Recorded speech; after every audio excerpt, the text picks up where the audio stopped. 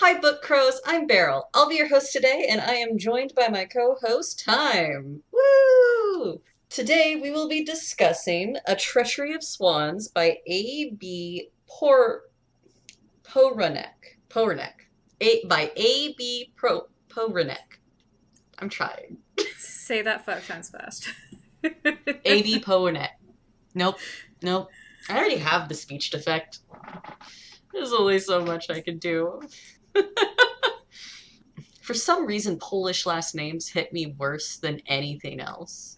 But before we get into A Treachery of Swans, Thyme, what book are you reading today? And what books have you picked up recently? Okay, I guess technically I am still reading it because I was rereading it for notes in my brain. Tusk Love, which, is the next episode. I apologize to Thea. I have no idea how to pronounce your last name, even after listening to it being said on the audiobook. Zoom it in for me. Guanzon? Guanzon? Okay. That's my best bet, but It's the same person who I'll... wrote Hurricane Wars. Oh my Yeah, god, I that have one. Hurricane. Yeah, I'm gonna have to re-listen to how it's pronounced before we record that one. But I picked Mhm. up this book not knowing that it's technically a Lion King villain book for Scar.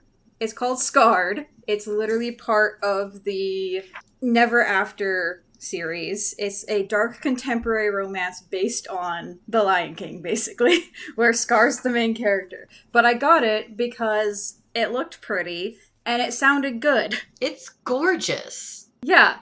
It's so pretty. And look at that artwork. Also, it just sounded good. I didn't even pick up on the Scar elements of literally the other brother becomes the king and all this stuff. And then Dalton's like, scarred? Scarred? Okay, but to be fair, when I picked up Hurricane Wars, I picked it up because people were recommending it, and it took me 3 chapters to realize it was Raylo fan fiction. I also picked up this cute book. It's very hallmarky. Aww, But it's got dragons, okay? It's the Baby Dragon Cafe, and it sounds cute. So, baby. yeah, so I picked up, dark romance and then Hallmark dragon fluff. you know, Respectable. we It's the duality of man. yes. Fam, I'm in my senior year of film school, and all of these professors are like, pick a brand. What's your brand gonna be like? You have to start telling us what your brand is. And I like whimsy.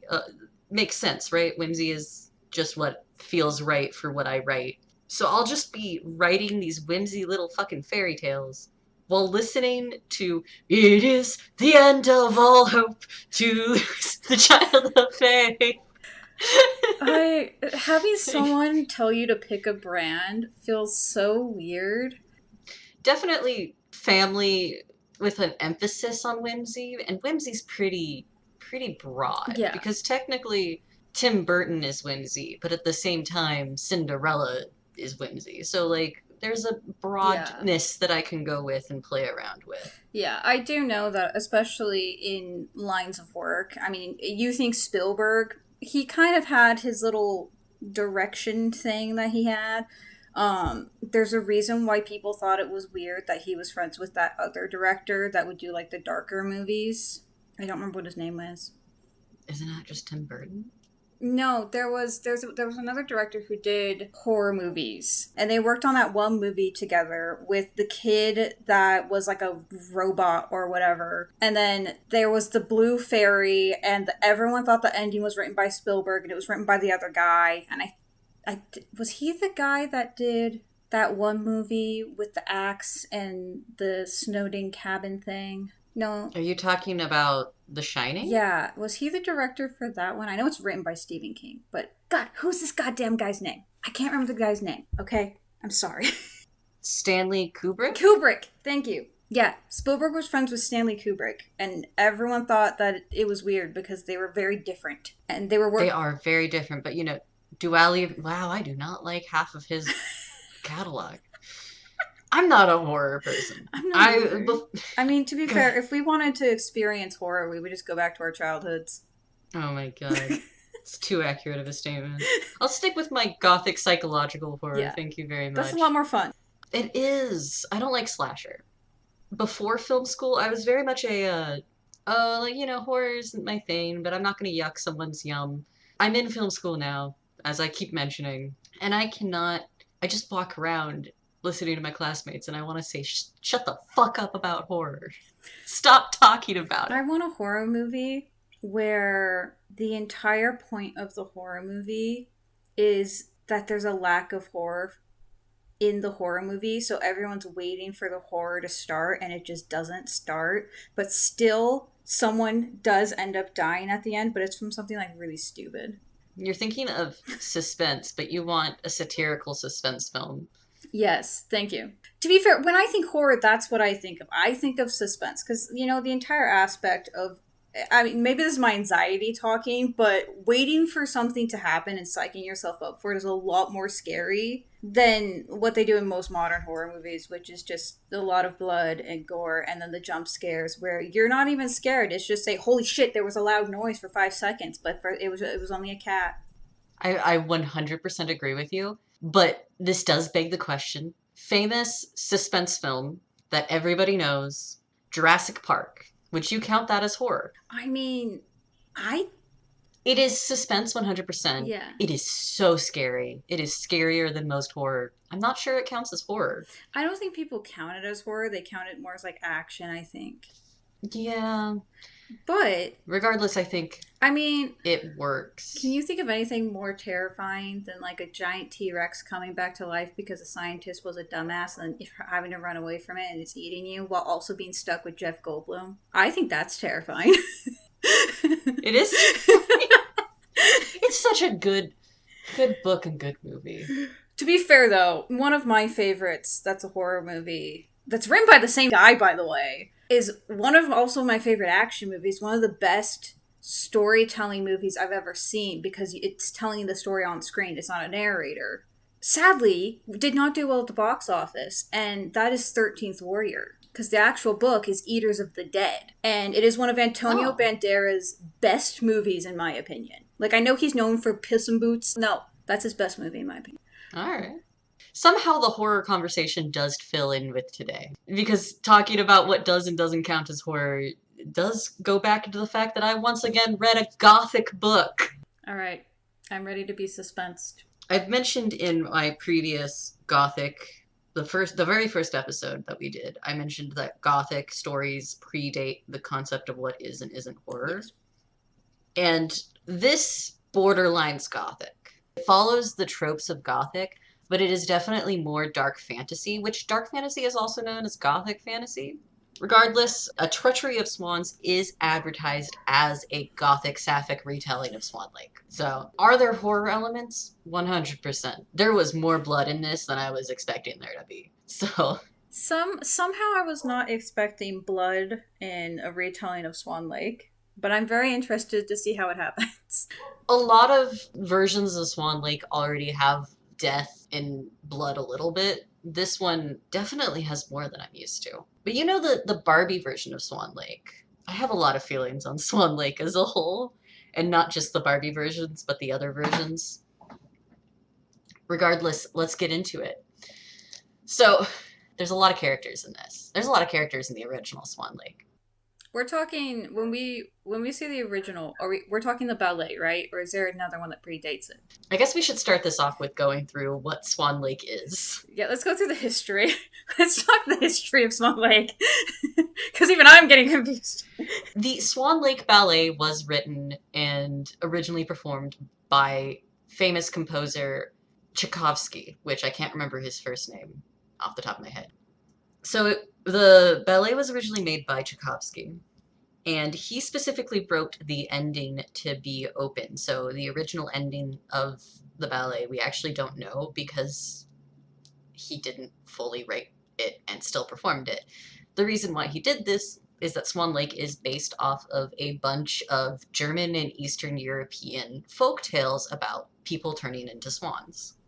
In fact, in Germany, Eastern Europe, going all the way down to southern Italy, we see a lot of fairy tales surrounding people who turn into swans, and even up in Norse culture, we can find evidence of swan retellings. Not swan retellings. There's one in Ireland too. Yeah. So it's based off of the idea of these birds or seals who go and take off their animal skin and become humans for a little bit. But it's not. Somehow, it having German origins makes it so much more understanding that there are so many Gothic tellings. Yes.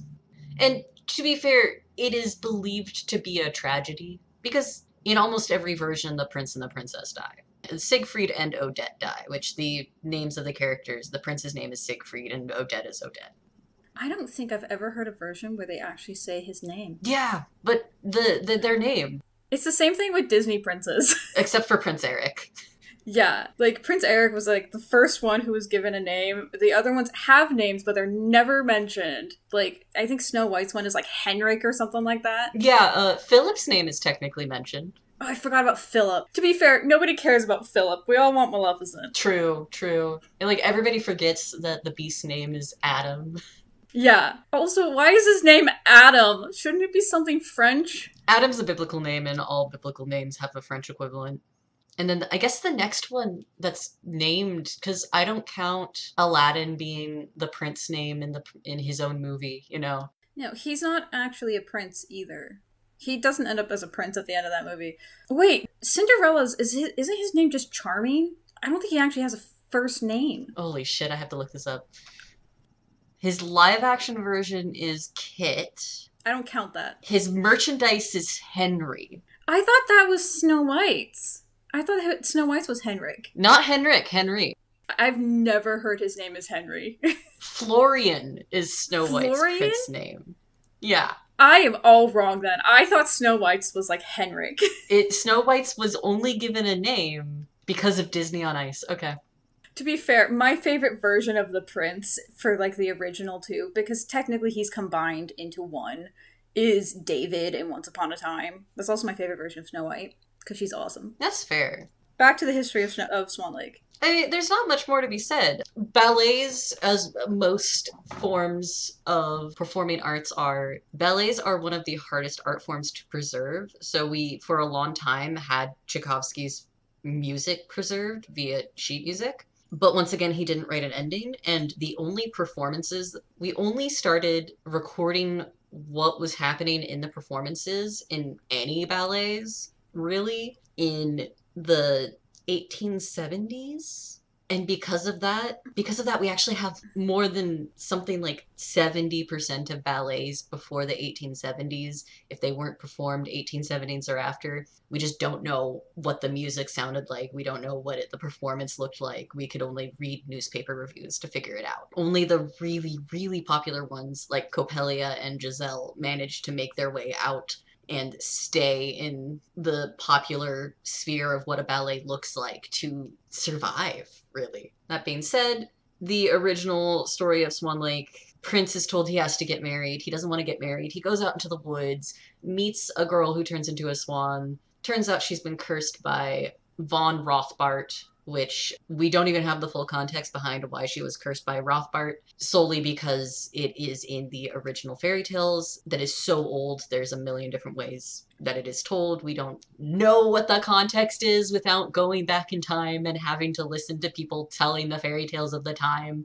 that are once again not properly recorded. Regardless, Prince falls in love with Odette, tries to kill Rothbart. Odette stops him because if Rothbart dies, she stays as a swan forever, except she turns into a human at night. Her and like 12 other swans are in this predicament. And shenanigans as to ending is open to interpretation. Most interpretations are that Odette and Siegfried die at the end and go up to heaven and live happily ever after in heaven. That is the core of what makes Swan Lake Swan Lake. Is that good? Is that a good summary of what Swan Lake is?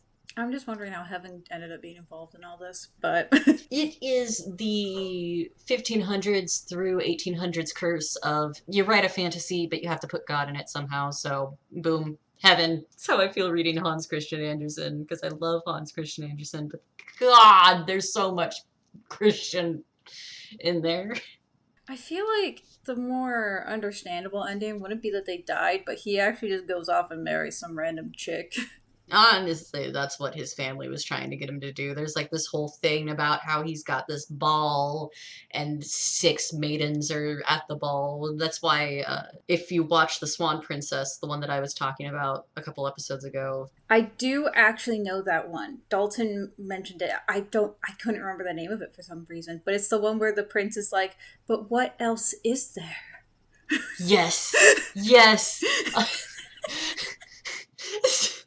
You should write a book, How to Offend a Woman in 5 Syllables or Less. That movie is so quotable. But if you remember the song Princesses on Parade, yes, that is a reference to the actual Swan Lake story and the ball that takes place in the 3rd act of Swan Lake. Regardless, we've got a sapphic retelling. Yes. So the prince is a princess? No. Oh. It is between Odile and Odette. Odile and Odette. Odile, Rothbart's daughter, which is not in the animated Swan Princess film. She should be in the Barbie animated film. Is she the brunette? You know yes, she's the brunette who pretends to be Odette. Ah, okay. She is a canonical character in the actual ballet, so she's not a made-up character. Anyways, let's get into the characters, because for the most part, these characters have been changed around. Their names are not quite the same. So the only character who has the name exactly as she does from the original Swan Lake is Odile, who is our main character. Odette in this story is Marie Dodette, so D apostrophe Odette. So Odette in this story is named Marie. We have Regnault, who is Rothbart. Damien, who is Bon. In this story, Damien is Odile's brother and the prince's personal bodyguard. In the original, he would be the prince's best friend. We have Keen Honoré, the step queen, Anne, the regent, who is the uncle to the prince, and Morgaine, which might be confusing. We'll get to that. I did leave the prince's name for last, and that is because I honestly thought the book was punking me when I was reading it. And so I took 3 years of French in high school. I've been to France. I read this name and went, I know that name. I know the English version of that name. I thought this was a female-only name. I didn't realize that there was a male version. Reading this, just like, there's a male version of this name? I had to look it up on Google. It's like, there's no way that this is a male name. I learned something new reading this book. All that's different between the spellings is that there's one less E in the male version. And with my knowledge of French, I went, it has to be pronounced the exact same way as the female version. And because of this, I refuse to pronounce this with an accent, even though it's spelled the French way. You're just going to hear me say this name once for the prince, and the rest of the time I'm calling him the prince. The prince's name is Amy.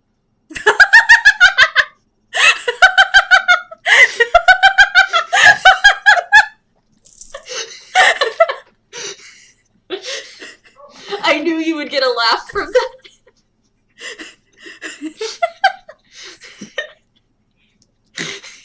Yeah, I'm probably going to cut your opinions on that name, but feel free to share. Oh my god. Oh, okay. You know what? I think it's perfect. I think it's perfect. And for prosperity's sake, the French spelling of the name, specifically in this book, is Aime accent aigu. If it is a female, if it is the female feminine version of this name in French, there would be an extra E. Yeah. I can't.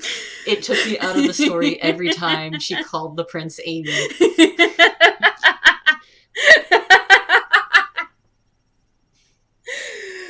Oh man, that's beautiful. I want to dress up as a prince for Halloween now. Oh. I found out that there's also in Jewish lore, there's a demon named Amy.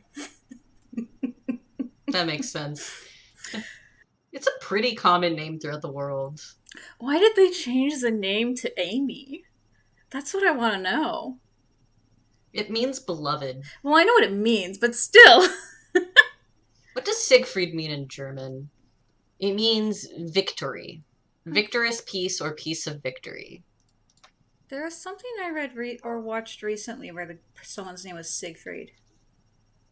I'll be honest, every time I was reading the name Regnault, I was like, yep, Rothbart. To be fair, I understand changing Rothbart. Rothbart is a Yeah. ridiculous sounding name. To be fair, this retelling takes place in fantasy France instead of fantasy Germany. I So kind of get that. there's some kind of precedent to change all of the names to something more French sounding. Regardless, let's get into the summary. We start as the playhouse run by Regnault and Odile has just finished up their performance. Odile sets out on enacting Regnault's mission. She traps Marie, and Regnault turns Marie into a swan, and then gives Odile a necklace with Marie's essence in it, basically, to turn Odile into Marie. So you're already starting out at that point in the ballet. Just gets right into it. The mission given to her by Regnault is that she is taking Marie's place in the royal court's upcoming ball where the prince will announce his bride. Now, the first sequence of the book sets up a lot of lore and a lot of character dynamics really fast. And rather than going through everything little individually in order of which it comes out, we're just going to go through my list that I have written here as to what's going on in this first sequence. Firstly, this country that they are in has been cursed by a scornful goddess to be more or less dead and ugly. There are different accounts on how this curse has happened, but if something does grow, it is wilted on impact. There's no color in it. The snow is black. Everything is dreary except for some of the people and some of the animals, but a lot of animals are born sickly, so that's the kind of curse on the land going on here. The majority of people blame the former sorcerer of the realm from 200 years ago, and thus being a sorcerer is basically illegal, if not illegal, so scorned by the people that they are chased out of the country. But it is something that somebody is born as, so being a sorcerer is something you're born as, not something that you develop over time. You can tell who a sorcerer is from their silver veins on their wrists and from their blood that bleeds gold. But the problem that came from the land being cursed is that the ability to freely use magic has also been stripped from all sorcerers. Odile is a sorcerer and former street rat prior to Regnault adopting her, and her brother Damien is not a sorcerer and was only adopted by Regnault as they were a package deal. But 5 years ago, Damien left and joined the royal guard, becoming the prince's personal guard. Odile knows Marie from 5 years ago, prior to Marie's sudden departure from high society. Marie and the prince promised themselves to be married years ago, though they clearly don't love each other, but they still care about each other. Odile's mission of pretending to be Marie is to get the magical crown that is only brought out for ceremonies and dire situations, as every time it's used, the user goes a little mad. This is one of the ways that sorcerers can still use magic, is that there's goddess metal that was left behind by the goddess before she was scorned, where they can draw the power from the metal and turn it into a spell. Damien sees through the disguise but doesn't tell anybody that Odile is pretending to be Marie. Basically, Odile has a small hiccup with the neighboring kingdom's princess almost getting engaged to the prince instead of Marie, and she manipulates the prince into saying Marie's name last second, which causes the prince to get into a verbal altercation with his father. That is the end of the first act. There's basically like 4 acts in this, which very much mirrors the 4-act play structure of Swan Lake. As we see, the princess is on parade sequence has just happened, so things are moved around quite a bit compared to actual Swan Lake. After some concerning dreams, Odile wakes up the next day, post-ball, and finds out that the king is dead and her brother is the prime suspect, which took her by surprise as much as it took me by surprise. I was not ready for that.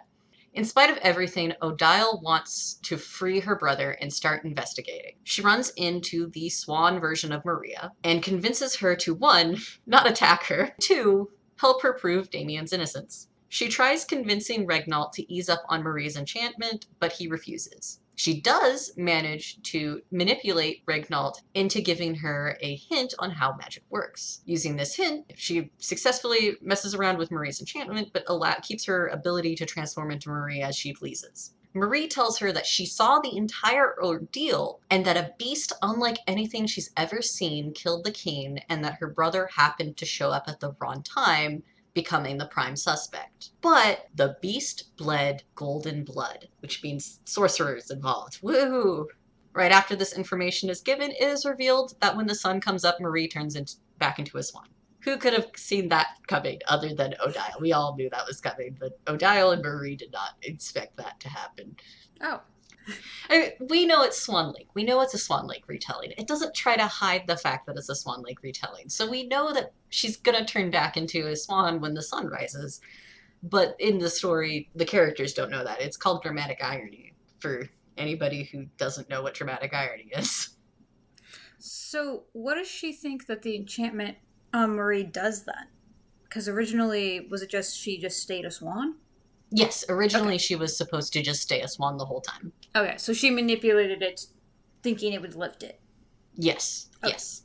Odile starts investigating who else in the palace could be a sorcerer, manipulating the prince the entire way, though mostly to make him grow a spine because he has no power in the court, like at all, and his uncle, the regent, is the one that's really in control. She runs into human Marie again and is told that while flying, Marie saw the Step Queen acting suspicious in a deserted area of the garden.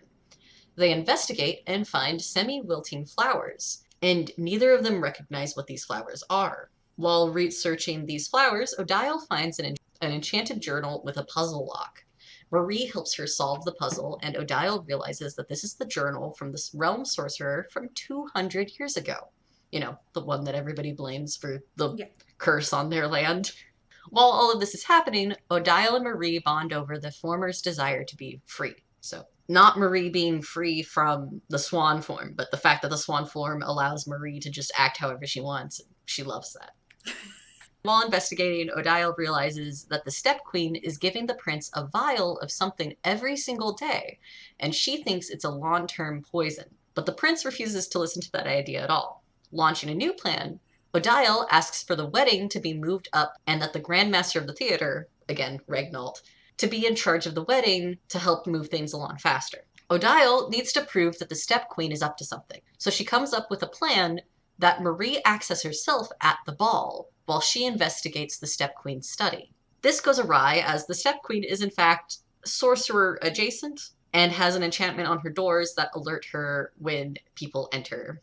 In the time period that it takes for the Step Queen to get up there, Odile looks over the papers and comes to the conclusion that since there shouldn't be any other sorcerers in the castle, clearly whatever this potion is supposed to do is up to no good, and the queen clearly is evil. Which, I'm not joking. Odile just really jumps to some conclusions here, but also her and the queen have she's pretending to be Marie, and Marie and the queen have this not great history with each other. So the animosity makes sense. Regardless, the queen slashes her with a knife coated in the flowers mentioned earlier, and the enchantment on Odile and Odette is more or less completely broken. Odile then transforms back into herself, and the prince shows up right at that time to see just Odile turning into her true form and bleeding, the color that her blood is. He runs to grab the guards, but right after, you can hear the monster in the palace. So the Step Queen runs out to tell the monster to stop. She thinks she can somehow control the monster. There's as her last words as she's dying is literally like, "I am your," and then a crunch. So Step Queen's dead now.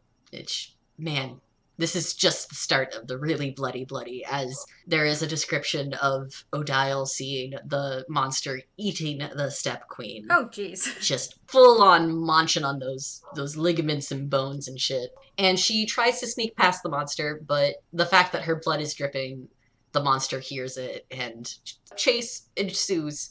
She manages to find her way to the church and is trapped inside, and deciding that her only way out is to break the window, she manages to use magic for the first time without the normal way that she figured out with the enchantment that is on her and Odette. She figured out how to use a little bit of magic to break the window. And as she's falling, A large white thing with feathers is seen at the last minute, and she passes out. Odile then wakes up in the theater where Marie is nursing her, and they have a heart-to-heart, only to be interrupted by Damien, who shows up with the prince, the regent, and a few guards, and they take her to prison. Regnault then shows up to prison, claiming that he manipulated the regent into moving the guards around so that he could see Odile. Wow, so convenient. He offers her a way out, with one more mission to succeed their plan of bringing magic back, because the whole goal of the crown is to bring magic back to the world. She takes the offer and starts working as a maid in the palace. And the reason she's not caught as a maid in the palace is because all the palace staff wear masks, right in time for the wedding. She delivers strange tea to the prince and waits in the rafters for the signal. At the wedding, it is revealed that the prince has golden blood. He did not know he has golden blood, but he has golden blood. He then promptly freaks out and turns into the monster. You're looking around, you're like, wait a second, what? In the scene where the prince leaves the step queen and Odile behind, it's like he walks out of the room and immediately you can hear the monster. Mm-hmm. Yeah. But when she's going by, she's like, I don't see a trace of him anywhere. Like, the only blood I see is the queen's, and that's when I was like, okay, yeah, the prince is the monster. And I'm guessing that's why the step queen thought that she could control the monster. Yeah, it turns out the step queen has been administering him a medicine to try and keep him from transforming into the monster when he gets emotional. Yeah, so he killed his own dad. That's nice. It's also the altercation he had with his dad prior is the reason he went a little haywire that day. Yeah. All the hints were kind of pointing there, but it's one of those things where a well-placed hint doesn't have to be put into the summary. He turns into the monster, the crown is knocked off his head, Odile grabs the crown, gives it to Renault, and then Marie is locked into the tower. The regent is helping Regnault because he goes on a very obvious, completely in character power trip. Which I wrote in here, we love when greed versus greed becomes an obvious backstabbing mess. Odile is questioning everything as the court goes more and more sideways all around her. Regnault is turning people into statues, people are abandoning, deserting, so on and so forth. She's wisening up that her stepfather's probably an abusive piece of shit. She eventually realizes that Regnault is the sorcerer from 200 years ago, and that the weird dreams and things that have been pulling her around is probably the vengeful goddess trying to talk to her. So she decides to betray Regnault unsuccessfully, who finally gives us our last loredom. Are you ready for the real lore? Yes. 200 years ago, both Regnault and the king at the time were upset at the goddess for not giving them more gold or wheat or any of the things that they asked that were just like, they wanted ludicrous amounts of things. So they hatched a plan to steal her power. They succeeded at trapping her in the crown, but not before she cursed both of them. The curses were messy and last minute, and that's why they reached past the two attended targets. The curse on Regnault was to take away his magic, which reached all sorcerers and ultimately the land itself. And the curse on the king was to turn him into a monster when he became emotional, which continued on to his chosen heir every generation. Throughout the story, both Regnault and Morgane, the goddess, make a notable mention that the most powerful form of blood is a designated heir and ties to your heir, not necessarily actual blood. But again, this curse was very fast and messy, so we can see how it affected more than just the two people who screwed her over. Regnault's plan to bring the magic back was to use the two cursed bloodlines, his and the king's bloodline, to summon the other two goddesses, because there's 3 goddesses, the other 2 goddesses, and trap them in the crown as well. That way he can control all magic for himself, and he tries to spin this as a freeing magic thing. He offers Odile a chance to be redeemed in his eyes, which she refuses, and per Marie's instructions before she went to betray Regnault, she breaks the window again and jumps out of it. Once again, white feathers. She wakes up in the theater where Damien, the prince, and a weaned Marie are hiding out. Turns out part of the curse still exists in Marie, and she can grow wings on command. Pretty cool. The two's chemistry, so Odile and Marie's chemistry, finally overflows, and we get a decent fade to black sex scene.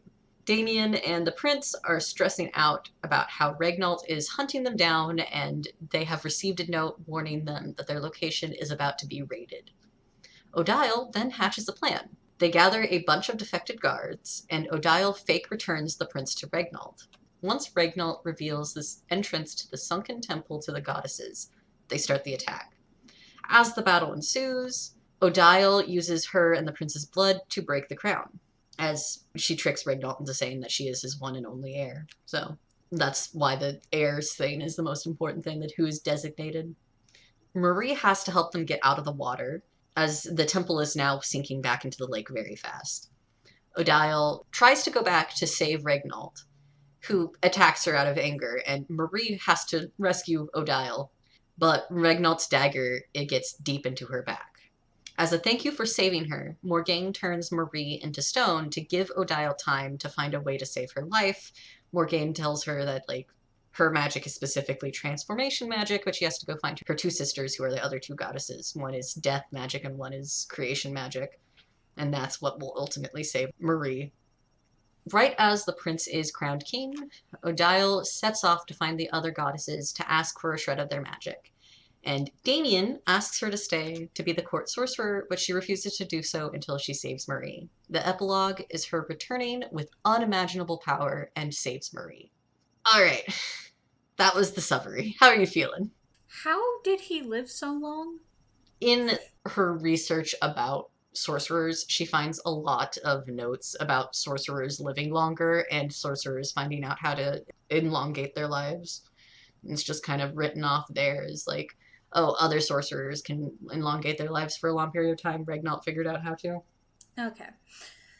And I'm guessing there's been like several generations between the original king and the one who got launched. I actually skipped it. It's only been 2. Like, the original king used the crown to elongate his lifespan as well. So the original king is the grandfather to the prince throughout the story. Okay. He's known as the Spider King. Why? Because he used the crown to make certain things happen, and he became slowly more paranoid and freaked out. And one of the things that he used the crown for was to turn things into metal and figlery and stuff like that. It's not fully explained why he's the Spider King specifically, but okay. He's an insane man. Okay. I don't know if I would have gone back to save Discount Rothbart after finding out that he was just using me to be a power-hungry asshole. It goes into the major theme. There's a lot of themes throughout the entirety of the book, a lot of small themes kind of sprinkled in there, but the major theme is love and the different ways that love can be perceived. We see the different forms of love in Damien's loyalty and loyal love to his sister, Odile and Marie's romantic tension, the implied romance between Damien and the prince, and the step queen doting and loving on her stepson so much. But the dynamic between Regnault and Odile is particularly interesting because it doesn't beat around the bush that Regnault genuinely sees Odile as his daughter, and he genuinely does love her. And it doesn't hide the fact that he is an abusive father, but it doesn't discount the fact that this is a man that has been raising her and genuinely sees her as a daughter. At the same time, even though he's an emotionally abusive father using Odile for his gain, the story doesn't try to hide that it is a twisted love. And it actually, throughout the story, there are comments about how, like, oh, that love is a twisted love. And those comments are what slowly grows in Odile's mind that makes her realize that Regnault loves her, but his love is inherently twisted and vile. And it's really nice to see a story that talks about abusers loving their victims, even though they are massive piles of shit and have no redeeming qualities. So even though Regnault loves Odile, he doesn't treat her well, and the love doesn't excuse his actions. But it also makes Odile kind of understandable in the fact that he's an abusive piece of shit, but she still cares about him because he's still her father figure. So, like, I kind of see it. Yeah. You know, like, not everybody has an absolutely god-awful dad like I do. Yeah, and I mean, there's a lot to be said for the bonds that you can form, especially with parents. I mean, being around my family is extremely difficult. There's and my oldest sister has the same thought process when it comes to that. You can still love your parents and admit that they're not who you hoped they would be, and also do not treat you or have not treated you how they should have. And there is also those moments where, especially if they can be loving at certain times, it's a lot worse, I feel, because it's like how in abusive romantic relationships, they can be loving and doting one minute, and the next they're doing absolutely horrible things to you. And it's those glimmers of hope that keep you stuck there and make you feel like, oh, well, he didn't actually mean that, she didn't actually mean that, that sort of thing. And I feel like with parents, it's a lot harder in a way. I mean, you can divorce your spouse and go find a new spouse. It'll be hard. But with parents, you only really get one. To drive that point home, not only does Regnault give a lot of shining moments to Odile, even though the story does an excellent job of still showcasing that even in those shining moments, he's still a piece of shit. Odile remembers her birth parents. Oh. Odile remembers her birth dad. Like, when she was born, and neither of her parents had golden blood, but her dad was like, oh, we have a golden blood child. You either get rid of the child or you leave. And so her mom picked up Odile and her brother and left with them to avoid her father killing them. And then eventually Odile's mother, even though she was being a single mom raising two kids, was killed by angry mob as a distraction so that her kids could escape, because somebody found out that one of her kids is a golden blood sorcerer. So not only does Odile struggle with the fact that this is her father figure, but this is the father figure that treated her better than her actual blood father. Interesting. Like, she's got big abandonment issues. I do also wonder what commentary, the fact that, it's in the blood and stuff like that, if that's supposed to represent anything. Because I know that there's always been a very, very big, and there still is a lot of discourse on things like neurodiversity and things like that, things that are solely genetic, but they can skip generations. I mean, you can have an autistic child and not be autistic yourself, for example, although it usually is genetic. Like, and when I say usually, I mean usually it is passed down from parent to parent. Like, usually the parent is autistic and you are as well, sort of thing. At least one. I don't mean that, oh yeah, it can just not be genetic. Like, that's not how it works.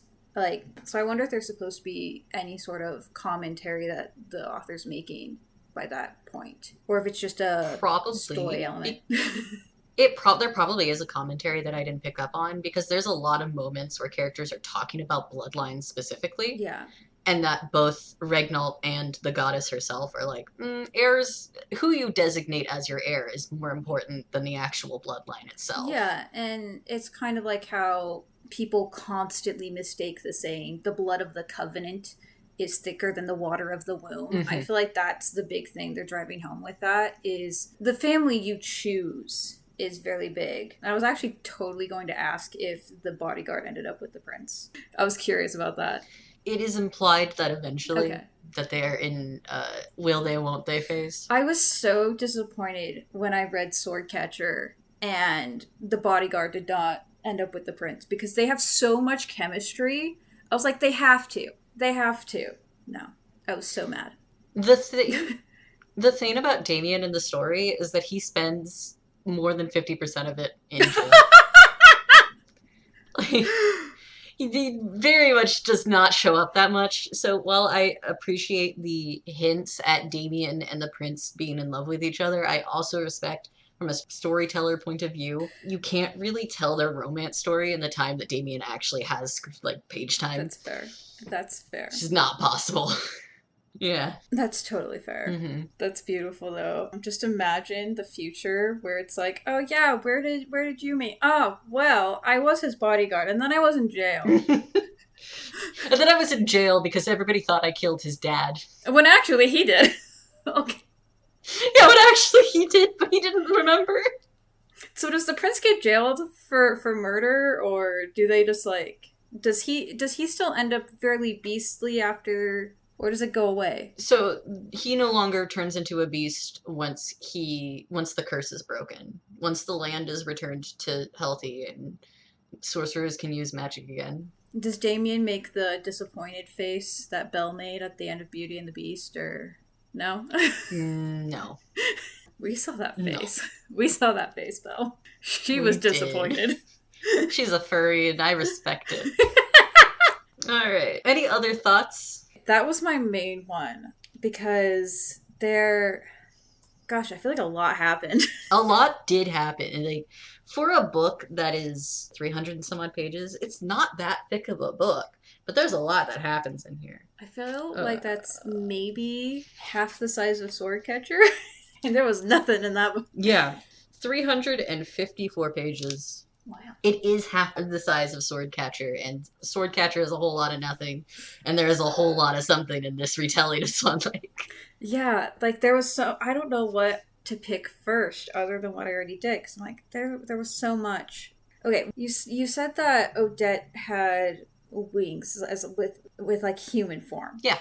How is Odette affected after the connection's broken between the two? As in, so the wings... Oh. After she gets turned into stone. She gets turned into stone.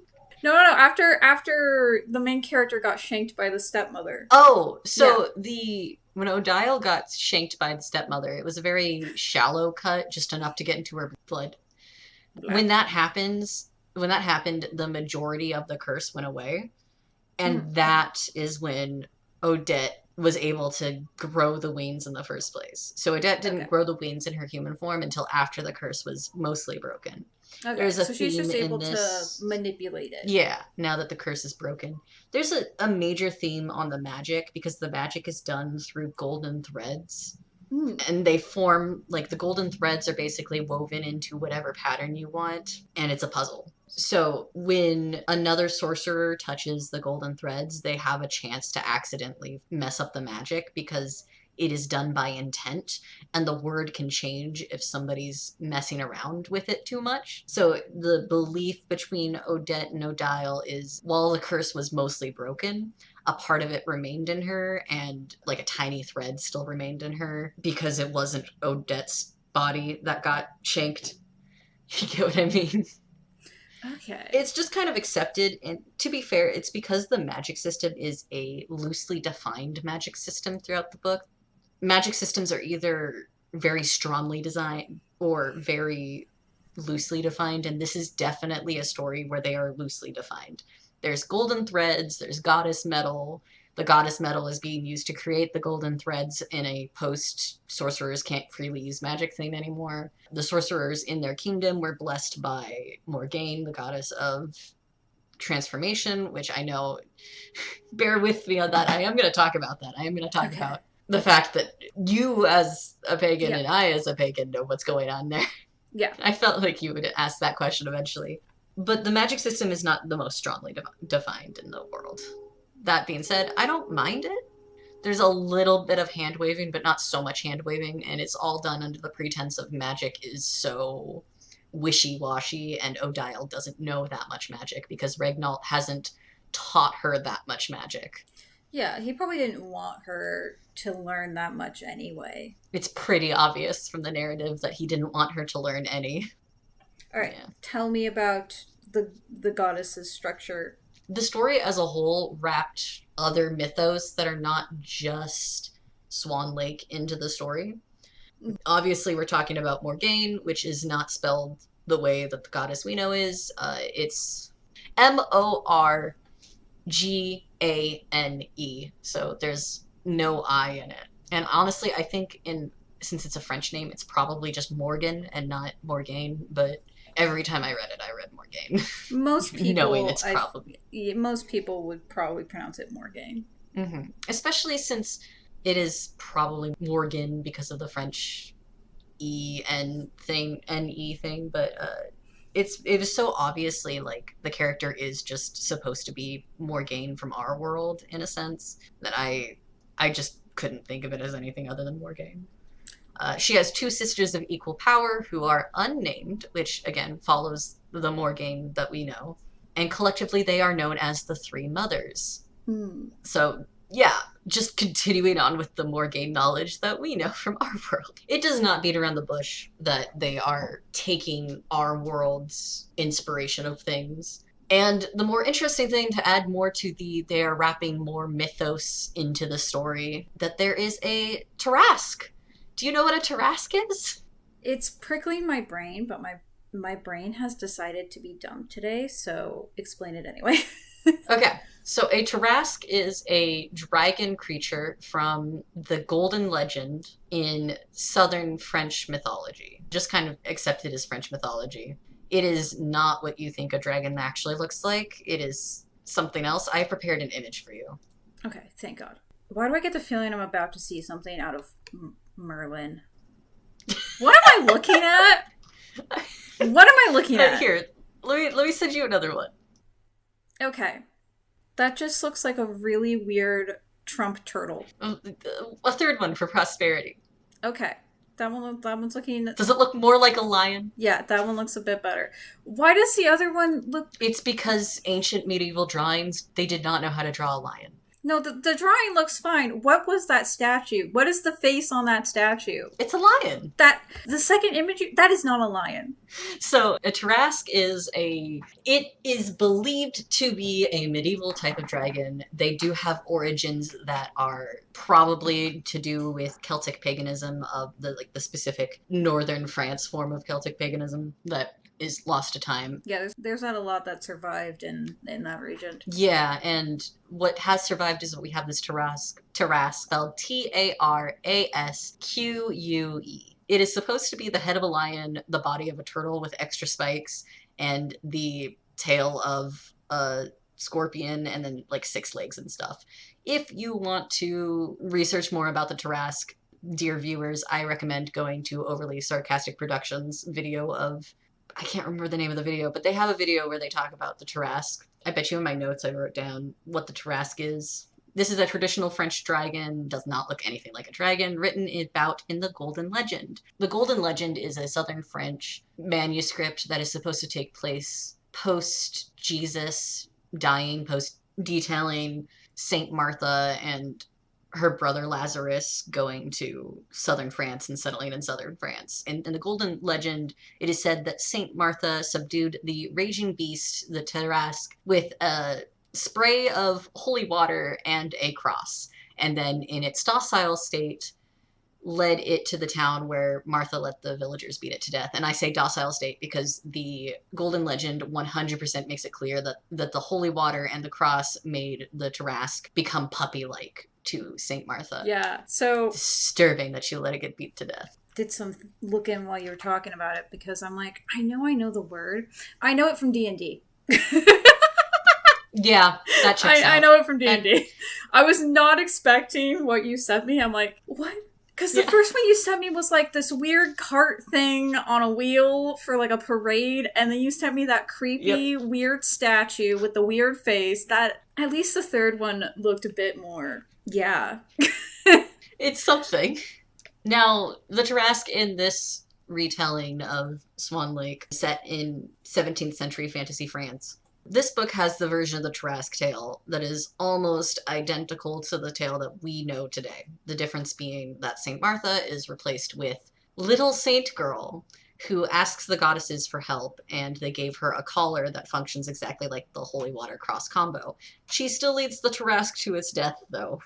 And now I bring this up with conjunction of Morgaine, as Odile makes some interesting comments about how the story has been changed over time to fit a different political narrative. And she points out that in their religion, they worship one god, but that the three mothers are, instead of goddesses, angels who work for God, and that the little saint girl is actually the original sorcerer, blessed boy Morgaine, the youngest of the three mothers, who is the first person to have golden blood in the first place. This honestly felt like a jab at transforming local mythos in favor of Christianity, which honestly goes really well with all of the other commentary about rewritten history and rich people killing the land commentaries and Yeah. so on and so forth. It's not like it was a major plot point or theme in the story, but it was a subtle background theme that I really enjoyed, which also makes me not mind the fact that it literally just has the Morgaine running around in the story. Yeah.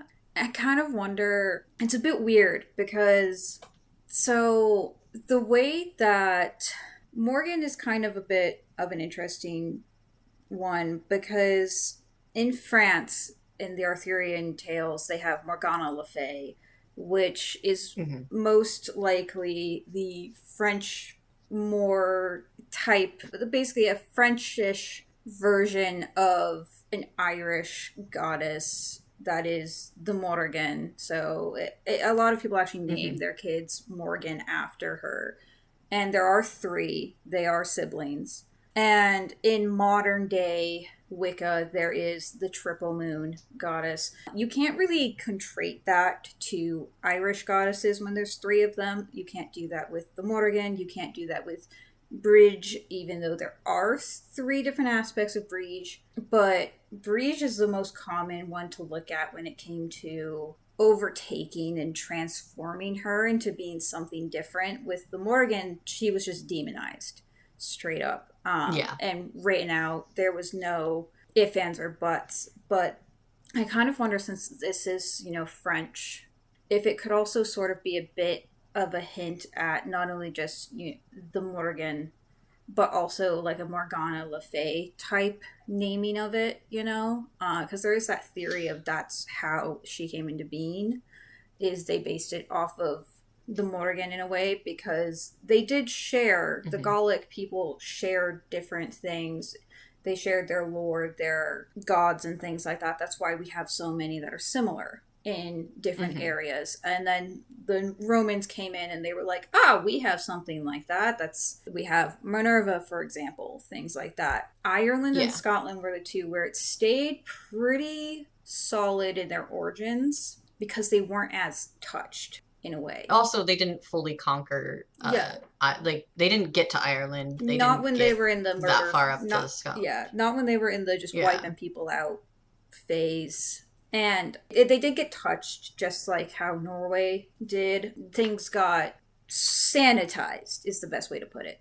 Yeah. To be fair, the Norse gods got touched by Christianity later than Yeah, the Celtic gods got touched by the Romans. yeah. Significantly later. So for me, it's weird to hear it said as the Morgaine. It is a bit weird to hear it pronounced that way, just because. That's why I'm wondering also for the like Morgana Le Fay aspect of it. Well, the story calls her Morgaine simply. I'm the one saying the Morgaine. Okay, The okay, story just calls her Morgaine. That's just who I am. I say the okay. Morgaine because my sister is a devotee of Aaronrod, Mm-hmm. the Welsh sibling Yeah. equivalent, like not the Morgaine, not one of, but a member of the Morgaine in the Welsh mythos. So, Yeah, and Welsh is a bit separated in an aspect. mhm. It's hard to explain for people who don't understand it Yeah, because they're not the same, but there are similarities. It's kind of like Freya. It has similarities as well, but they're not the same. yes. The thing is that Welsh mythos is Brythonic in nature, and Irish mythos is Gaelic in nature, but they interacted so much that we see similarities. Yeah, it's kind of like Scotland has a lot of similarities too. One of the Hmm. big ones that stays solely in Scotland would be the Cailleach, who is the queen and goddess of winter. She interacts with Yeah, Brige. It's very similar to Hades and Persephone in a bit of that aspect. yeah, makes sense. I need to look up more Scottish. I know a lot about Welsh mythology. A lot of people know Welsh mythology without knowing it's Welsh mythology either. Yeah, and I've gone out of my way to look up Welsh mythology. Like, even with people knowing a lot of Welsh mythology, not knowing it's Welsh mythology, if I say Aaronrod, nobody knows who I'm talking about. And my sister is devoted partially to Aaronrod. That being said, I know that you have had some issues with Morgaine being treated poorly in books prior to this. Yes. A certain Sarah J. Maas comes to mind. But I personally, I'm not a devoter to any god. Not that I am an atheist or anything. I very much believe in multiple gods. I just refuse to devote myself to any singular one or any multitude of them, for the record. It's a personal preference on my end. But I didn't see much problem with this. No. It's very loosely tied in, so I don't really see much in the way of that aspect.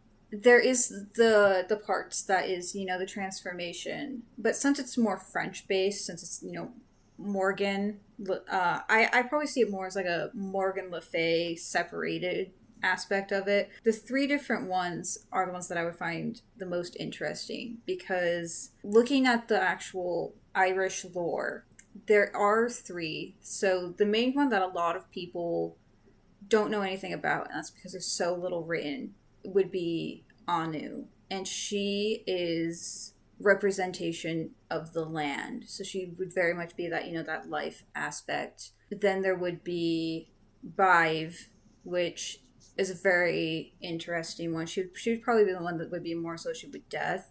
The transformation one is the one that's the hard one, because transformation can be defined in so many different ways.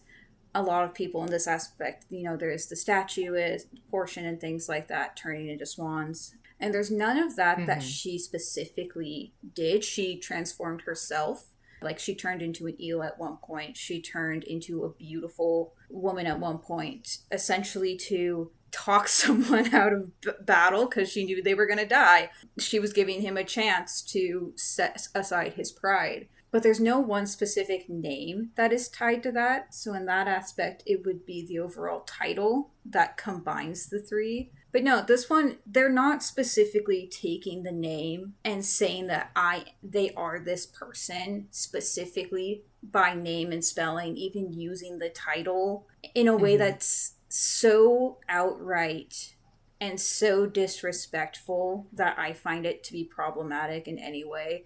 It's not like how Sarah J. Maas did it in Court of Thrones, where, I have words, Sarah, I have words for you, Sarah. Even with the Welsh one, I know that there are three in the Welsh one, and Yeah. they have a tendency to be life, death, and I forget what the third one is. Probably has a transformation thing. Aaron Rod is the death one. Death and wisdom. And transformation is such a big thing in so many different. I mean, there's Kali, where she has the fire transformation. There's Caradwyn, the cauldron of transformation. And that's not even getting into the more druidic practices with the Awen and things like that.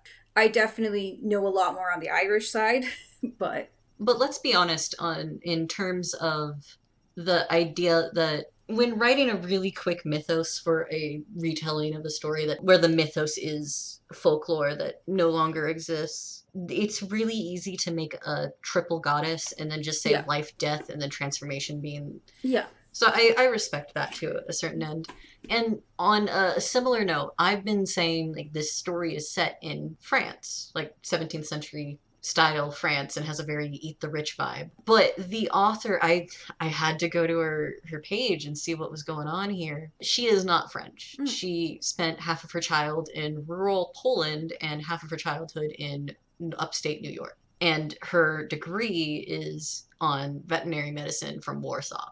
So she's not a French writer. So how much she knows about French mythos, I have no clue. Do I particularly care? No, I still think it was a good story, and I think that she had her themes plainly laid out, because honestly, mid-levels of fantasy in fantasy France, 17th century France, is just kind of a vibe that a lot of people use in the first place. I would rather have someone who clearly does not take and do a bunch of research into a specific mythos and just says, okay, here's this broad mythos that I can give without giving any sort of lore definition, anything like that.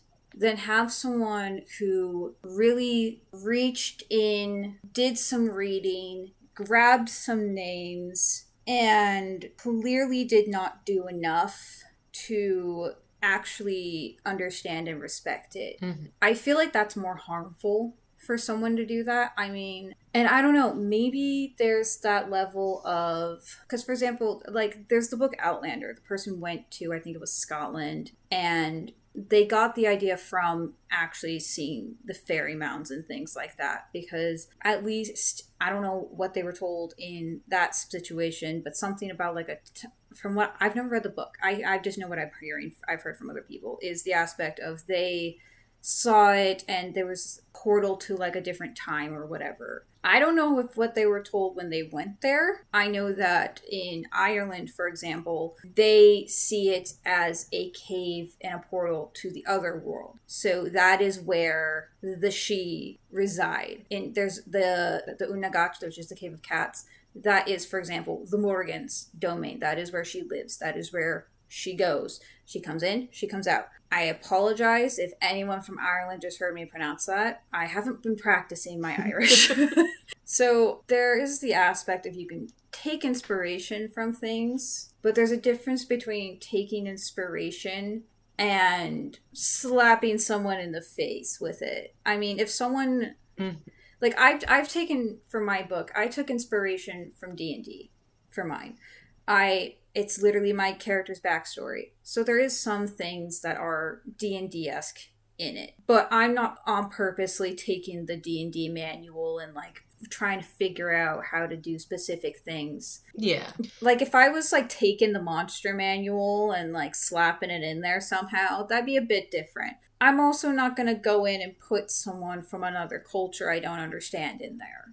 That'd be a bit weird. Mm-hmm. To be fair, while the Morgaine thing was very broad in this book, I don't think it was bad. No. There was clearly some research done into it, because the fact that there were 3 mothers and one of them, there was good research on that. The fact that the Tarrasque story was in there in the first place caught me off guard, and that's why I had to see if this woman was French or not. And the fact that it was so beat for beat, like I read it and was like, oh, that is literally just the Tarrasque story. Yeah, and I actually have seen some modern usage of more pagan religious type thing. I don't know if you've seen this movie. I didn't want to see this movie, but I did because I was at my mom's house. When Hocus Pocus 2 came out, there was a scene where you could tell there was some Wiccan pagan elements in it, because there's the 2 girls, they have the candle and everything. It's very much the triple moon goddess Wiccan stuff. I was really surprised to see that, especially from a Disney movie. I was especially surprised to see it done respectfully in a Disney movie, where they then had Bette Midler and the other 2 come in. And that was, once those 2 came in, it was a shit show. But I honestly, having some elements like that in a story and having it done in a way that's well and respectful is really refreshing to see, because pagan stories and pagan people have been demonized for so long that we kind of have to critique stories that are done shoddily. Yeah, it's a similar but different situation as just any other minority. Yeah. It's sad to say. It's also weird to sort of have to talk about, in a way, you know, because so many people, like, I'm sure when Sarah J. Maas wrote her book, she did not expect some 20-year-old to sit in their house and read their book and get pissed. Because in their opinion, it's probably fake. It doesn't matter. Who cares? It does matter. It does. That'd be like if they did Coco really shittily. I was raised by a Southern Baptist mom. Well, my mother's side is Southern Baptist. My father's side is Lutheran. But my father had a belief that he needed to raise his kids to know multiple religions. He doesn't have many redeeming qualities, but his belief in making sure that his kids were in understanding and exposed to multiple religions is honestly one of the few good points he had. Yeah.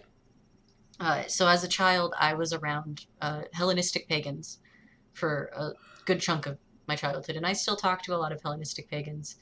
And in 6th grade, I had an English teacher where we were reading up on different ancient civilizations, and they were talking about Hellenism, obviously, and saying they're fairy tales. We all know they're fairy tales. And it's a very Christianized way of, like, secular way of being Christian, basically.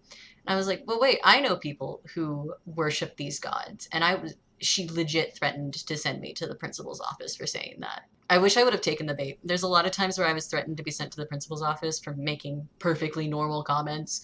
And I regret being a good kid who was afraid of going to the principal's office. I should have just gone. Holy shit. Yeah. There's this opinion that, as someone who was raised in a very Christian home, I even had this opinion at one point. There's this opinion that the Bible and the Christian mythology is the only one that matters. The rest are just fairy tales. And we need to change that narrative and have it be that none of them are less than the others. Like, you can have yours, I can have mine, and that's fine. If I going to call you out when I think yours is a little silly, yeah, I feel like I can do that. You can do the same. Like, let's be honest here. Is it weird that there was a guy who was like, yeah, I'm just gonna eat this entire cauldron of stuff and then go take a nap in the middle of a war? Yeah, that's a bit weird, but hey, the Dogda does what the Dogda feels like doing. Something, always punch up, never punch sideways or down. Yeah. Let's move on to the other. Let's move on to point number 3. That's door number 3, my lord. Which we've done some good job of saying, like, oh yeah, we're actually really, like, chill, like, talking about how this was a good representation of different mythos across what we have been raised with. Let's talk of some shit. Okay. Let's talk a little bit of shit. This is, once again, a middle fantasy using another language to make a more atmospheric setting. I have some real qualms. There's good moments and bad moments when mid-fantasies are using words from other languages to describe certain things.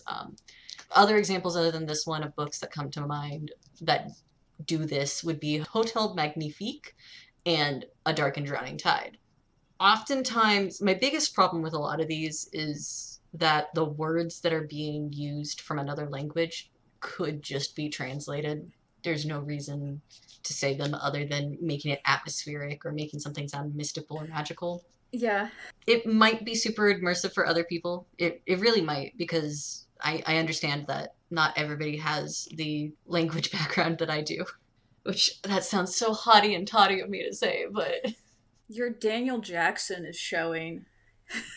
My Daniel Jackson is showing. The thing is, like, I was raised in a Norwegian-German household, and I used to speak more Norwegian that is more Icelandic than Norwegian.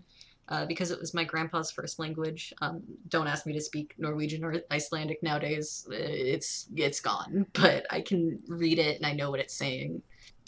German was spoken occasionally in my house. I've spent 3 years of French, and my hometown was 80% Latinas. So I was raised around a lot of people who spoke Spanish as their first language. So I have experience being around other languages. On top of that, I go out of my way to read stories that are outside of my culture because I find it incredibly interesting. Oh, yeah.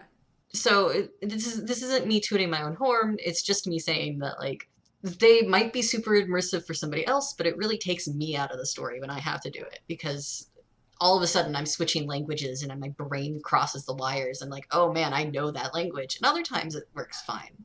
There's the aspect of... So when I was trying to start writing my book and come up with ways to not have modern day things in it, for example, in an old medieval setting where there's, magic and things like that, technically there wouldn't be such thing as a restaurant because that's very French.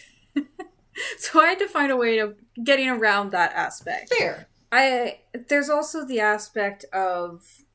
people aren't going to be saying things like Jesus Christ in a very pagan-esque book. So if in Swordcross people said, like, Jesus Christ or something like that, that'd be a little weird. They came up with ways around it that I think were weirder, but it's things that are going to take you out of it every now and then. And I also am of the opinion where if you are able to say something in a way that's simpler, that's usually the best way to do it. Mm-hmm.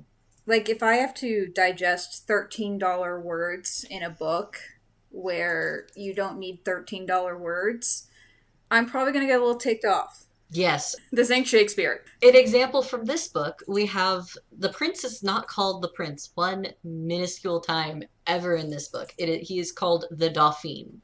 Yeah, that's the French way, right? It's the French word for the heir. Yeah. So you can have a female Dauphin, but the reason why Dauphin is feminine is that the idea is that the Dauphin is the person who is married or engaged to the Dauphin.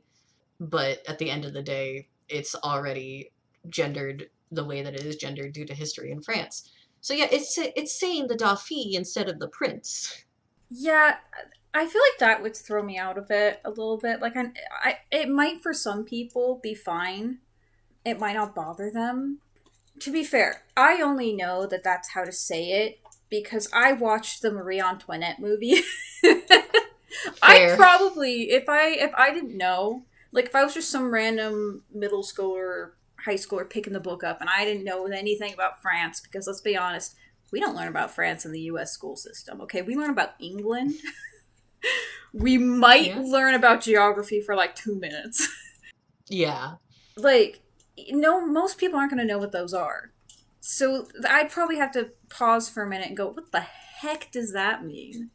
And then go Google it. I 100% agree. Like, unless there's context clues, you're not going to understand. Yeah, honestly, and there's enough context clues in this book that people would probably get it, but literacy rates are going down, so I don't know. The times where I'm mostly fine with books that are doing this are books that are using a different language to describe Yeah. specifically the magic language is a different language. So, like, all the times that I have read a book and the only time they're using French as their magical, mystical language is when they're chanting a spell. And then I can laugh because I know exactly what the spell is doing. And half the time I can tell how the what's going to happen because of how they messed it up. Not everyone's Tolkien. That's yeah, not everybody is Tolkien, and I respect that, and I find it fun. They'll use Latin also Yes. as the magical, mystical language, which also works. And to be fair, I took 3 years of French and was raised around people who spoke Spanish as their first language. I can pick up most of what is going on in Latin at this point too, but that is beyond the point. Yeah, as someone who. The only other language I learned prior to when I started trying to learn Irish and German was Spanish in high school. That was the only language we had in my high school. I didn't go to a fancy one. I could have probably taken a language course in when I was in getting my AA, but I did. It wasn't required, and I was doing it while I was in high school. I wasn't gonna take another one. I was busy, so I feel like for me, it's more on the aspect of you do have to find ways around when there's other languages involved. So for me, the way I got around it was most people speak in D&D at least. This is the way I got around it because I do have the basis of this is a backstory for D&D character. Most people speak Common, but I do have it said that there are other languages, and because of that, for example, the love interest knows the language, but no one knew he knew the language. And that was done on purpose because he didn't want it known. So he could, in case someone was talking, he could overhear it and they wouldn't know he knew what was going on. That sort of thing.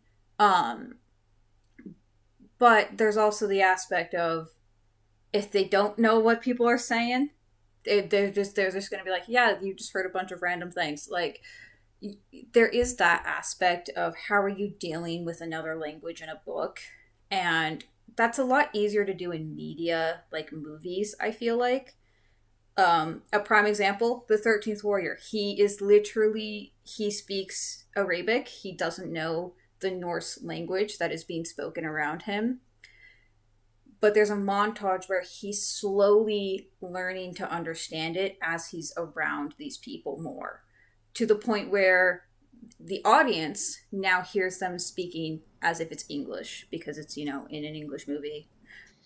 It's done well. It's done really well, and it's done in a way where even the people, when he first starts saying the words, he does it very slowly in a way that is this is the first time he's actually saying this language. Mm-hmm. it's one of those you have to adjust for the media you're doing. And also don't put random French words in an English book. It's yeah. Honestly, the most egregious version of this trope that I have read would come from Hotel Magnifique, which obviously, like, Magnifique, Magnificent. yeah, French word for magnificent. It's It sounds fancy though, doesn't it? yeah, again, using French as the magic language, which I am fine with them doing that in the first place. But then it treats normal everyday objects like strawberries. It's just, a tart of strawberries, but it's done in the French words. It was like a tarte aux fraises. And I'm like, did you really just say a tarte aux fraises? Phrase? Really? It gets more egregious. And then, like, literally the next sentence, the next sentence, she's like, I start eating the strawberries. Like, you could have just said fucking a strawberry tart from the get-go, eh? Couldn't you? I think it's more egregious when you learn that French and German have gendered words for strawberry. Yeah, because, okay, so the word phrase means both fresh and strawberry, and depending on how you gender it is what changes what the meaning of the word is. And that's why you have gendered words in languages. Spanish is the same way. My roommate was taking German in college, and they just looked at me and went, "Why is a goddamn strawberry gender?" Yeah. It's as much as I love my German cousins and I learned French and kind of know some German, I am gonna talk shit. Why does everything have to be gendered? This is why Japanese is one of the superior languages, because they don't have gendered. Japanese is also superior because it's 99% of the shit is pronounced how it's spelt, okay? German is 80% of how it's spelled. German is Yeah. 80 to 85% of how it's spelled. So, like, yeah. And then there's Ireland. Oh, Then there's Irish and Welsh, which just give you the middle finger yeah. while also bashing you in the head with a tuning fork, okay? They give zero shits. And that's why it's so hard to learn. Someday I'm gonna learn Welsh. We're just... We hate ourselves. Now, a good time that this trope is used, though, this magical other language being used as either atmospheric or as a magic language situation, the only time that I have seen it done in an atmospheric sense, and I didn't hate it, was in A Dark and Drowning Tide, in which A Dark and Drowning Tide literally has two different cultures that are clashing. Ooh, yeah. And the mythology in A Dark and Drowning Tide is so deeply rooted in German mythology and a little bit of Slavic mythology. The use of the words felt more natural because you're dealing with specifically German and some Slavic monsters throughout the entire book. But then also the main character is Jewish coded. And so you also had the deal with the third language. So it's multiple languages that are being used, not just for the atmospheric rights of using the correct mythology, but also because we're dealing with Yiddish at the same time. So... And Hebrew. There's a similar note to this, because it's on the same vein. So, you were talking about how in A Treachery of Swans, the word that took you out of it was the fact that, they used the Dauphine. Oh, they did more than just that, but the Dauphine one was the big one. Yeah. So I read Bravely, which is a really good book. Okay. And you know me, I love the movie Brave. I love Merida. Mm-hmm. Hello, Scotland. One thing that threw me out of this book the first time I read it was the fact that, this is ancient Scotland, there's clans, things like that. They talk about Christmas. What? No. Like, it starts out at Christmas time. And I got so thrown out of it because I'm like, wait, why are we talking about Christmas? And also, good on you for, you knowing who the Kalyak is. But why are you saying it's a Christmas wedding? I don't think they would have used the word Yule either. No. I mean, the only way you can get around that is Norwegian people. There's elements of it in northern Scotland. But... And the Isle of Skye. Yeah. And Orkney, but like, why are you using Christmas? Yeah, it threw me out. I hate the Christianization of... Anyways. I will also point out, so there's a lot of times that it's using French. It wasn't as egregious as other things, but on top of the Dauphine thing, so it's Swan Lake. Clearly Yes. there's going to be a lake. There's an entire map of what's going on here. So essentially there's this giant lake. On one side of the lake is the castle that is where everybody lives. On the other side of the lake is the town, and in between them is the theater. Well, actually, on the other side of the lake is the theater that is like super prestigious and stuff, and that's where Regnault and Odile are doing their thing at the beginning. And then past the theater is the big city that is the equivalent of Paris. Take a guess. Actually, no, I'm just going to tell you. It is literally just, the name of the lake is literally just Swan Lake in French. And at no point did they say it anything other than the French way of saying it. And I'm just sitting there dying inside because I know what it says. Swan Lake logically makes sense for that way, like being named that way, because it is described as there's a ton of swans that live there, and that Odette being turned into a swan just adds another swan to this lake filled with swans. But it's literally just Swan Lake in French. Okay. Lake of Swans. That kind of makes me laugh because it's like when there's a movie and the movie title. No, there's an even better version of this. Okay, that's like when you're watching My Little Pony and Celestia literally just says, "Hello, My Little Ponies," or something like that. And you're just like, yeah. oh, they said the title of the movie. You know, they do that in all the movies. All the movies. Yeah. Like when they said it, like when they were like, "Oh, what is it? Some kind of Suicide Squad?" Like, good on you. You said the title of the movie. Oh, they did the thing. They said the title of the movie, guys. But that just... Imagine it being said over and over again in a language that they think you don't understand. That's kind of funny, though. To add to this, a reminder that Swan Lake isn't even French. Yeah. Which did catch me off guard that it was French in the beginning, like I said earlier in this episode. But I also understand that a lot of it is supposed to be eat the rich metaphor, so I understand using French as the retelling. It's just... if you were going to do that, why swan? Why the Lake of Swans? Could have come up with something like a little more. Yeah, you could have done something more interesting with it. I hate that it's logical in this story, but it kills me out of the story. Fair. I kind of wonder how I would have viewed it. I get the feeling that I would have been annoyed by it because it is in a different language, and that probably would have just annoyed the shit out of me. It's not like when I chose the different names for Thyme's siblings, I chose a different ocean-themed thing for each sibling. So Marius is German, I believe, is what I went with for Marius. I have Kaito, and then there's Cordelia, there's Sagar. You know, I chose specific ocean-themed names regardless of the language, but it still felt like it fit into the story. I feel like just throwing in a French word for a lake wouldn't really work. It's kind of like having Lumiere be the only French-speaking person in Beauty and the Beast. It's a little off-putting. Yeah. And then, just the random baguettes. Like, I understand it's French, but...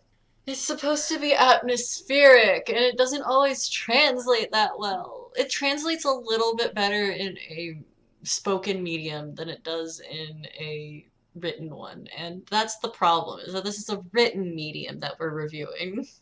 Yeah. You went for a vibe. You didn't reach the vibe, but you went though.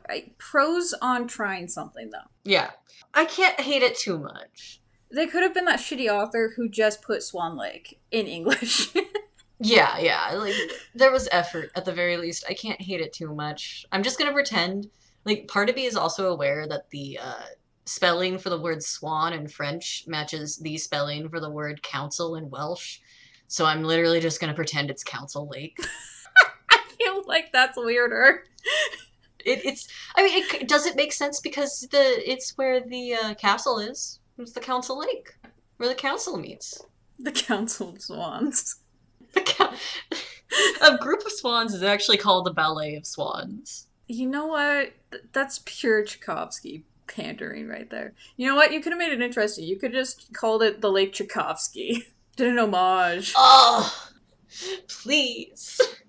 Or the Opera Lake, because the theater house is right there, Yeah. See? like I get it. A bunch of swans live on the lake, that's why it's called that. It's not like they actually like mention that the lake is named Swan Lake there. At no point do they say why the lake is named the way it is. They just have it there, and she says the Swan Lake in French, because I cannot pronounce it for the life of me. Um, and then just completely blows over it. And like, they don't talk about it in the story, but I fucking know that it's there. I know that that's what's going on.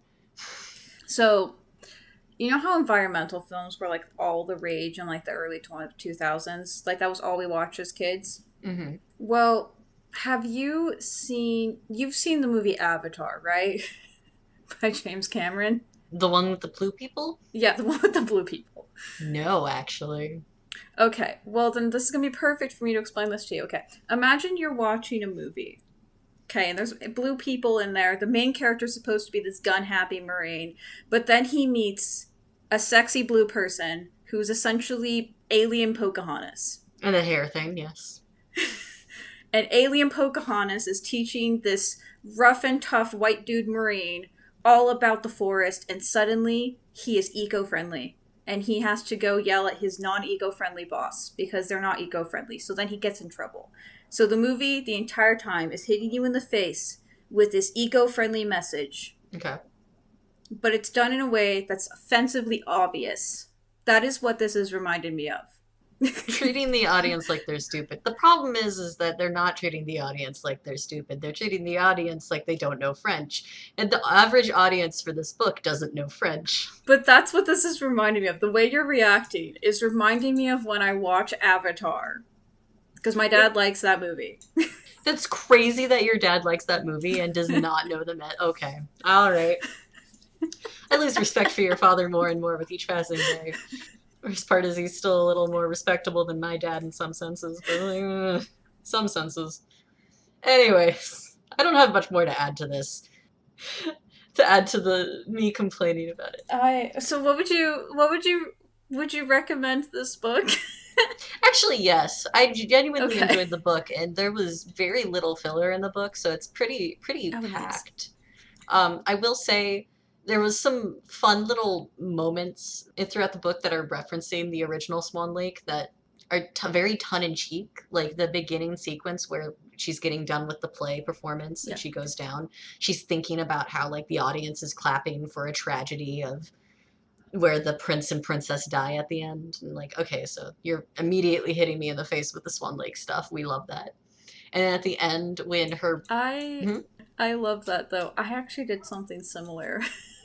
Perfect. Honestly, when you are tongue-in-cheek about it, it's fun. Yeah, when you're tongue in cheek about it, it's beautiful. The other tongue-in-cheek moment that really stuck out to me that was hinting at all the other tellings of Swan Lake, because there's occasional tongue-in-cheek moments that are like, oh yeah, the audience knows this is Swan Lake, but they don't know it's Swan Lake. Was right at the very end when Damien, her brother, asks Odile to stay, and he mentions that the court is coming up with their own version of the story of what just happened and lists the most common ballet ending in which they both get thrown into the lake, and then a version that involves a purple unicorn. That's pretty good though. Good old Barbie references. Oh, it brings me joy.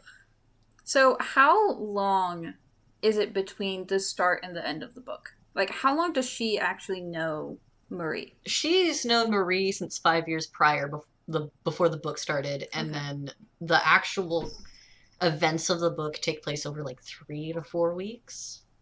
Okay. Closer to 3, I think. So it's not just they fell in love in like a week. No, they were childhood playmates. There's this thing where Regnault sends Odile on missions all the time, and one of the missions that she was sent to do when she was like, it said 5 years prior, 5 to 6 years prior, she was sent on a mission in which she was to infiltrate the school where they teach all the young noble men and women as a maid and learn how they act and figure out how to imitate them. And when she was there, she met the Odette character, Marie, and Marie took a liking to her and made her her official playmate. So they Okay. spent like an undetermined in the story amount of time getting closer before then, and then they reunite for the first time when Odile is tricking her into becoming a swan at the beginning of the book. Okay. That makes sense. Hmm. There's also some stuff where the prince and Marie, the reason that they agreed themselves to marriage is very explicitly that if they did not find love before they become marriageable age, they would marry each other, and it was very clearly a lavender wedding situation. I feel that. I mean, I think we've all done something like that with our friends. Yeah, yeah, I remember talking with one of my friends, and we were just like, well, if we reach like 40 and we, we're still, whatever, we'll just marry ourselves.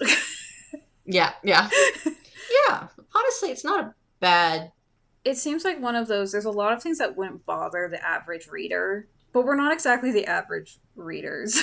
Yeah, and to be fair, there's a lot of tongue-in-cheek moments. There's a lot of details and extra themes. I like the fact that this book is layering so many themes on top of each other that in my notes section I ended up not writing a single theme other than the paragraph talking about one of the central themes being about love, Yeah. because there were so many themes and so many layered intricacies that I did enjoy that part of it. But then there was just a few things that took me out, like the Lake of Swans.